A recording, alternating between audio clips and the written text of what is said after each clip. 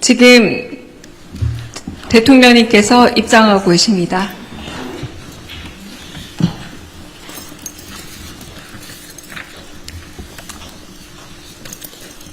먼저 국기에 대한 경례가 있겠습니다. 모두 국기를 향해 주시기 바랍니다. 국기에 대하여 경례.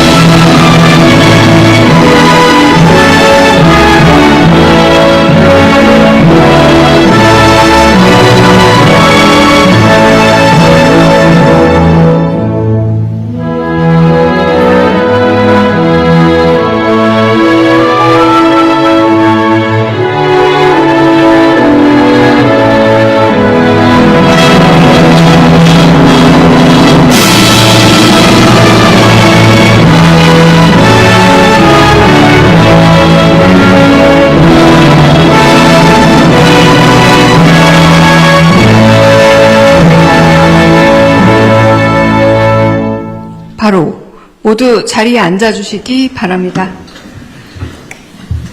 대통령님 모두 발언 있겠습니다. 네, 중동 지역의 위기가 한 달 가까이 이어지고 있지만 향후 사태가 어떻게 진전될지 예측이 어려운 상황입니다. 국제에너지기구가 이번 위기를 1970년대에 있었던 두 차례의 오일 쇼크, 그다음에 2022년에 있었던 러우 전쟁의 충격을 합친 것만큼 심각하다고 평가합니다. 특히 과거와는 비교할 수 없을 정도로 복잡하게 얽힌 글로벌 공급망 속에서 위험의 위치와 파급 경로를 정확하게 짚어내는 것이 거의 불가능한 상황입니다. 이에 정부는 비상경제 대응 체계로 전면 전환하고 국무총리 주재 비상경제본부를 어제부터 가동하고 있습니다.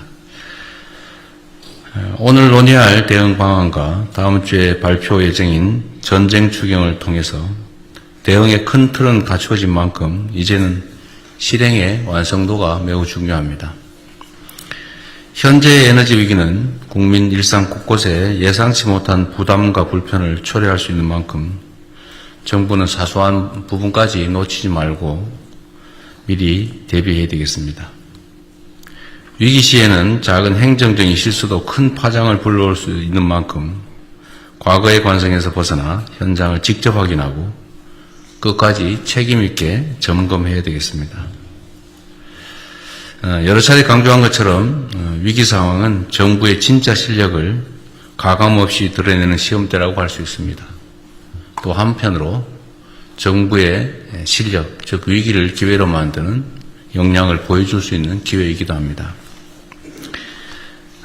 이번 위기는 특정 국가만의 문제가 아닌 전 세계가 함께 겪고 있는 공동의 도전입니다.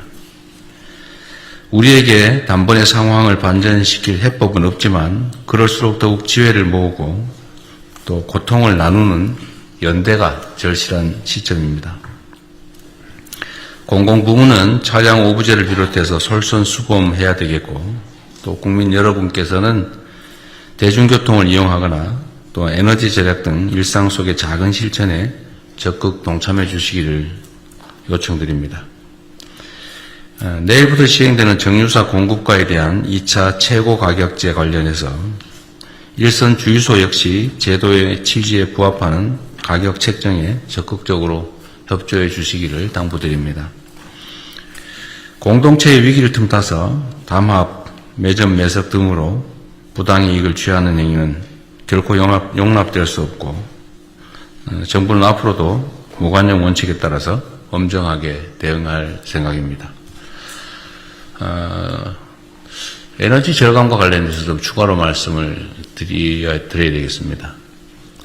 지금 다른 민간 분야의 에너지 가격이나 물가 문제에 대해서는 정부가 적극적으로 통제하고 또 필요한 경우는 재정을 투입해서 그 손실을 메우는 방식으로 지금 신속한 대응을 하고 있습니다.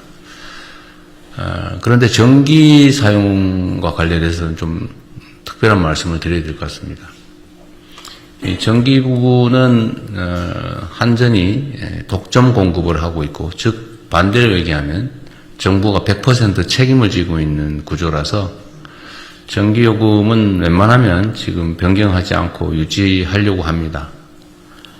그런데 전기요금을 계속 이대로 유지할 경우에 그 손실폭이, 즉 적자폭이 엄청나게 늘어날 수가 있고, 또 한편으로 전기요금을 통제하지 않고, 참 올리지 않고 과거로 그대로 묶어두니까 전기 사용이 계속 오히려 늘어나거나, 뭐 예를 들면 유류 대신에 전기를 쓰는 상황이 발생하겠죠. 그런 상황이 발생하면 손실이 기하급수적으로 늘어나서 문제가 될 수가 있습니다.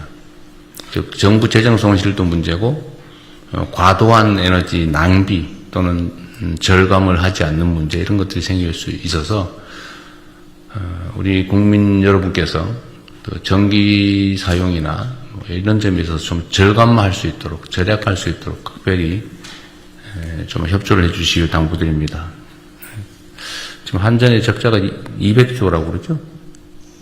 그래서 쉽지 않은 상황이라 국민 여러분께서도 그 점을 고려해서 에너지 절감에, 특히 전기 사용 줄이기에 많이 참여해 주시기를 부탁드립니다. 이상입니다.